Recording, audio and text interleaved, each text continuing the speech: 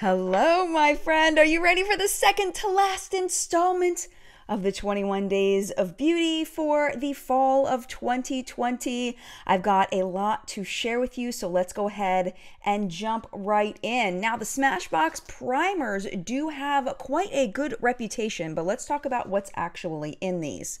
Starting with the Photo Finish Oil and Shine Control Matte Primer, going down to the ingredient list. Does it actually do those things based on the ingredients? Well, I have to tell you, there are silicones in here that could help fill pores if you pat it in. There's witch hazel water in here, which constricts the muscles underneath the pores to help you to reduce your oil production by kind of contracting the pores. Salicylic acid is there. It's way far down in the ingredient list, but there's really no way to know how much is in there. And this active, which is a BHA, can be effective in as low as 0.5% as far as research goes. And its job is to clean out the pores and gently exfoliate the inside of the pore. So this is great for oily skin if there's enough in there. There's also something called zinc PCA, and that ingredient is right here. I can't get it to highlight.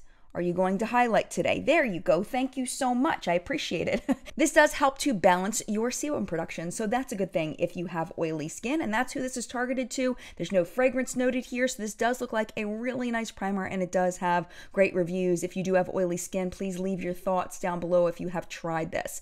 Moving on to the Photo Finish Vitamin Face Glow Primer. Now, this one is targeted to a different audience. This one is targeted toward dehydrated skin, which you could have dehydrated skin and oily skin. We've talked about that before, that your skin will produce more oil if it's dehydrated, thinking that it needs that oil in order to compensate for the deficit there. If we look down at the ingredient list, we'll see at the top we have the water and the glycerin, which is great because it'll pull that water, the glycerin will pull the water into the top layers of your skin, and then you've got the dimethicone to seal it in, another humectant and butylene glycol. Then we get to this Betula alba juice. And this is actually a birch juice. It's the sap from the birch tree. There isn't a ton of research on it, but it may be hydrating, maybe. Then we get to niacinamide, which of course a lot of people absolutely love. I know that people in the skincare community on YouTube are going crazy for niacinamide right now because it could help the look of fine lines, it could fade discoloration, it could strengthen the skin's barrier, and it could fight against acne, among other things. So the only thing that's a negative about niacinamide is that some people are sensitive to it and their skin does flush and get irritated if they use it. So if that's you, of course, this is not going to be for you. Then we have the tetrahexadecyl ascorbate, which is a more stable version of vitamin C. So that's nice to see that version in there. Tocopherol, which is vitamin E. So there's a lot of really nice things in the top of the ingredient list here. When we get down here, we get to some of the fragrance oils in here, the orange peel oil, the lavender oil, lemon peel wax. I don't know what the deal is with that. I don't know if it has traces of lemon fragrance in there or not, but that's quite interesting to see that in there. So overall, I think this might be a great addition for dehydrated skin or people looking to add vitamin C or niacinamide to their skincare routine. But for the full effects, make sure to use this as directed as a primer. This is not going to give you your bang for your buck as a setting spray or to, mist your face just to give you, some people do that. They use it kind of for both. They use it as a primer and a setting spray. So this is definitely going to be best used as a primer as directed. Moving on to Exuviance, let me just say this looks like a really intense product. There's a 25% blend of alpha hydroxy acids, which is the glycolic acid, and then mixed with the polyhydroxy acid, which is the mandelic. Okay, let me just say about this. This looks like it could be a very good chemical exfoliator, and its job is to kind of break apart the mortar between the bricks of your cells. I think I said that in the last video. That's what AHAs do. It is quite strong though. That's why it has the neutralizer pad to kind of help to stop the effects of it with the glycerin in the water to stop all of that. My caution is if you have sensitive skin or if you've never used an AHA before, you probably want to skip on this. This is a pretty intense, more quote-unquote advanced skincare product for people that have used chemical exfoliators before, haven't had a bad reaction, have enjoyed them, and want to bump up the effects of them. So just be careful with that. There's also methylparaben in here, so if you're sensitive to that, then that's in here as the preservative. And also, whenever you're using AHAs, as always, make sure you're pairing it with a sunscreen because it could make you more sensitive to sun damage. The last thing on Wednesday is the K-Beauty Spotlight. So remember, all of this stuff is 50% off. I'm always interested to see what is happening with K-Beauty. They seem to pretty much be on top of trends as far as new skincare ingredients. Unfortunately, when we get into new skincare ingredients, typically they aren't as tested as the tried and true ones, but let's go ahead and check these out. This is the Peach and Lily Matcha Pudding Antioxidant Cream. And let me just give you just a quick rundown about antioxidants. I don't think I've explained this in a while, so let's just talk about why antioxidants might be good for your skin. First of all, it could help slow the breakdown of collagens to slow the aging process of the skin, which is what I'm looking for in my skincare. It could also be an anti-inflammatory. It can help the skin repair itself. It might even dark spots associated with sun damage. But a big thing that people look at antioxidants for is the fighting against the free radical damage, which is sometimes associated with fighting against skin cancer. Now, every antioxidant is different, so you can't just say that all antioxidants will do all of these things. And theoretically, a lot of these things should happen, but in practice, they don't always do these things because a lot of the antioxidants are relatively unstable. When they're mixed with certain ingredients, they could be rendered inactive. So we need to know more is what it comes down to. But some of the things that are more tested ingredients in here are the niacinamide, like we talked about a little bit earlier. We have the glycerin, which is the humectant that's going to pull the water into your skin. There's green tea leaf extract, a fantastic antioxidant that has been well researched. Adenosine, which is right here, that is wound healing. It's an anti-inflammatory. It may encourage collagen and elastin production, and it could also help strengthen the skin's barrier. I really like to see adenosine in products. There's also a bunch of other humectants besides glycerin in here. There are some extracts and oils that, baked on their chemical makeup, could be antioxidants for the skin, but like I was saying earlier, there just aren't a ton of studies on them, so we're just really not sure, but theoretically they could be good antioxidants. The last thing I want to mention is all of the fragrance oils down near the bottom. The reason why people don't like fragrance is because you could become sensitized to them over time, so you just kind of have to decide whether you want to take that risk or not. Overall, I think if you're gonna bet on antioxidants being good for your skin, this may be a good one because there are so many of them in there, and they also have humectant and moisturizing property ingredients in here as well. So for 20 bucks, I would say maybe it sounds pretty nice, but for 40, I probably wouldn't purchase this. All right, the cleanser. This is me for cleansers. For me, for cleansers, what I'm looking for is something to use after my oil-based cleanser if I'm wearing makeup, or something that'll just gently clean my face on days that I'm not wearing makeup.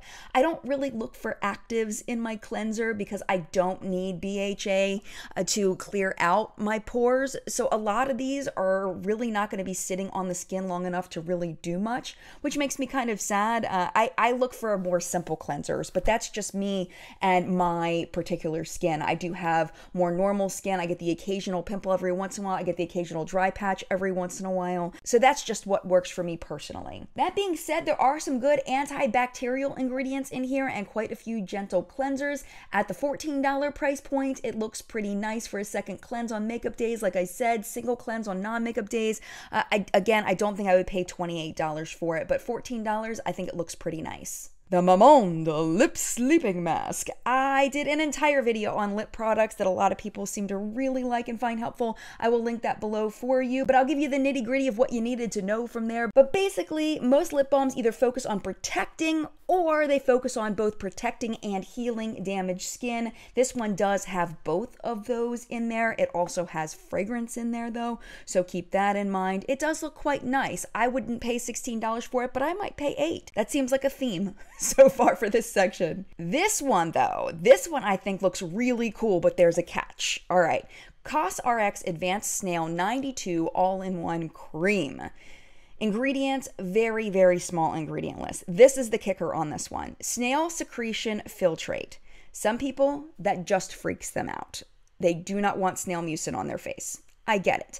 The other thing is that I have heard that in order to collect the snail mucin, sometimes, I don't know if CosRx does this, but sometimes they have to give the snails a bit of discomfort, maybe a lot of discomfort, in order to get the snail secretions to come out. So it is a animal cruelty issue for some people. They do say that this is a cruelty-free product, but keep in mind that cruelty-free just means not tested on animals. It doesn't mean that cruelty wasn't inflicted on the snail in order to extract the secretions. So it's a little misleading there when they say a cruelty-free snail extract, just because I think a lot of people that aren't aware of that may put that toward that the snail has been treated humanely. But if you are okay with that, if you are not worried about the feelings and the physical treatment of the snail mucin actually has a lot of potential skincare benefits. What it boils down to is that it's great for hydrating the skin, and it could also do some really good work helping the skin to repair itself. There's also some evidence that it can improve fine lines in photo-age skin. These were all human-based studies, and it's really inexpensive at $24, along with some good hydrating ingredients like betaine and hyaluronic acid and arginine. This just really looks like a nice product. You just have to kind of get past the snail thing. If you feel like you can, then this would be a recommend. If you can't, then this is definitely going to be a no. All right, these sad Erborian products. Oh my gosh, the shade range. I'm hoping that we won't be able to say, well, it's K-Beauty, they have an excuse anymore. It's 2020. Let's get with the program here. And these all look like light to medium shades, which even the one that says that it's for tan or deep skin, I don't know about that. There are some good moisturizing ingredients in here, and there's squalane that mimics sebum to balance the skin. It's also an antibacterial and an antioxidant. There's also ginseng root extract in here that could boost skin hydration and help with rough texture. It also could help fade uneven skin tone and improve the skin's natural firmness. But honestly, it would depend on if it could even get into the skin in this format. I don't know. And also, is there enough of the ginseng root to make a difference? Again, we don't know. And there aren't too many reviews on it, so there's a lot of we don't know. I don't think I would pay $13 for this on a guess. And then the last K-Beauty product, the Erborian Cream Doré Lightweight Foundation. If you thought the last shade range was bad, now we've only got 3. We are down to 3. We've got light, we've got medium, and we've got deep. That is just, it's sad. It's just really sad. This does have some sunscreen in it. As always, never use a makeup product as your only sunscreen, because it's just, you can't apply enough in order to get to the SPF that it says on the bottle without it looking cakey and ridiculous. So don't ever use a makeup product as your only sunscreen, please. I don't want you to get sun damage. This is a silicone-based product. There's some glycerin in here. There's some antioxidants. There's a lot of fragrance. It may add a little bit of skincare to your routine, but honestly, I think the shade range is going to knock this out for most people. All right, let's move on to Thursday. We have one of my favorite mascaras, the Tarte Lights Camera Lashes 4-in-1 Mascara. Now, these formulas are similar. They're not exactly the same. I'm not sure what makes one different than the other. If you've tried both, I'd love to know in the comment section down below.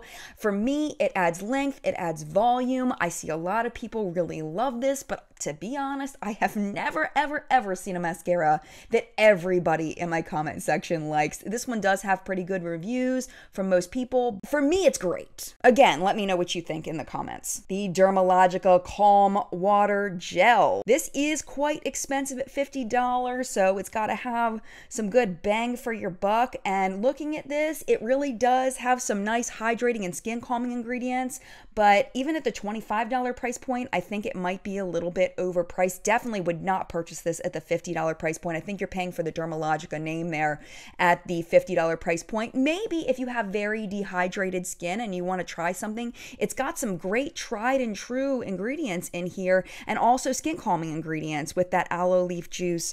Apple extract is great. There's all kinds of good stuff in here. There is some lavender flower extract, which and also some linalool and limonene, which I guess come along according to the note with the lavender extract. I don't know.